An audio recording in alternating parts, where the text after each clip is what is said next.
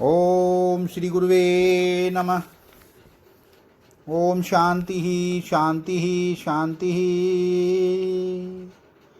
प्रणाम भगवान अभी हमारा सत्संग ईसादीनोपनिषद ग्रंथ से कठोपनिषद पार्ट 1 वल्ली 2 मंत्र नंबर 7 लेते हैं। भगवान पहले संगति कैसे बताई है स्वामी जी ने। इस प्रकार विषा आसक्त प्रत्यक्षवादी मूर्खों की निंदा करके अब उस आत्म तत्व की और उसको जानने समझने तथा वर्णन करने वाले पुरुषों की दुर्लभता का वर्णन करते हैं। तो मंत्र के माध्यम से कैसे बताया स्वामी जी ने। सर्वणायापि बहुभिर्यो न लभ्य सर्वणन्तोऽपि बहोयन च विद्युः आश्चर्यो वक्ता कुशलोऽस्य लब्धा आश्चर्यो ज्ञाता कुशलानुशिष्ट। यह बहु भी जो अर्थात आत्म तत्व बहुतों को तो सर्वनाय अपि सुनने के लिए भी न लभ्य नहीं मिलता। वाह भगवान वाह वाह भगवान। जो आत्म तत्व बहुतों को तो सुनने के लिए भी नहीं मिलता, यह यम जिसको बहव बहुत से लोग श्रवणंत अपि सुनकर भी न विद्यु नहीं समझ सकते, अश्य ऐसे इस गूढ़ आत्म तत्व का वक्ता आश्चर्य वर्णन करने वाला महापुरुष आश्चर्य में है, बड़ा दुर्लभ है। अश्य ऐसे इस गूढ़ आत्म तत्व का वक्ता आश्चर्य वक्ता करने वाला महापुरुष आश्चर्य में है, बड़ा दुर्लभ है। लब्धा कुशल है, उसे प्राप्त करने वाला भी बड़ा कुशल सफल कोई एक ही होता है। भगवान कुशलानुशिष्ट और जिसे तत्व की उपलब्धि हो गई है, ऐसे ज्ञानी महापुरुष के द्वारा शिक्षा प्राप्त किया हुआ ज्ञाता आत्म तत्व का ज्ञाता भी आश्चर्यमान है, परम दुर्लभ है। वाह भगवान वाह भगवान। हिंदी में अर्थ लेते हैं भगवान।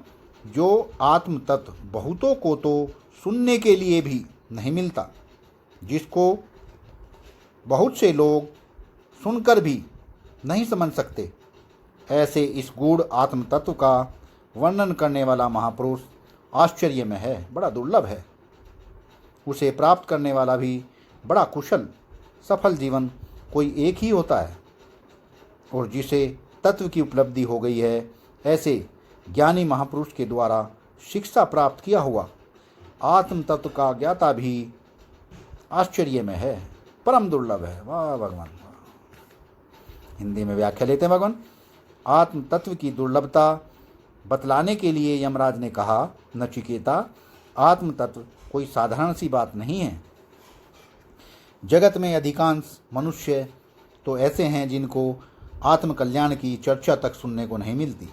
वे ऐसे वातावरण में रहते हैं कि जहाँ प्रातःकाल जागने से लेकर रात्रि को सोने तक केवल विषय चर्चा ही हुआ करती है, जिससे उनका मन आठों पहर विषय चिंतन में डूबा रहता है।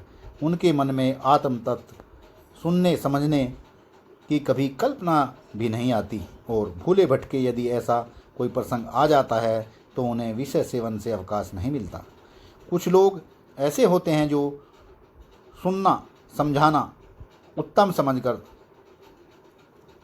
सुनना समझना उत्तम समझकर सुनते तो हैं, परंतु उनके विषयाभिभूत मन में उनकी धारणा नहीं हो पाती, अतः मंद बुद्धि के कारण वे उसे समझ नहीं पाते। वाह भगवान वाह। मंद बुद्धि के कारण वे उसे समझ नहीं पाते। जो तीक्ष्ण बुद्धि पुरुष समझ लेते हैं, उनमें भी ऐसे आश्चर्य में महापुरुष कोई विरले ही होते हैं, जो उस आत्म तत्व का यथार्थ रूप से वर्णन करने वाले समर्थ वक्ता हों। वाह भगवान।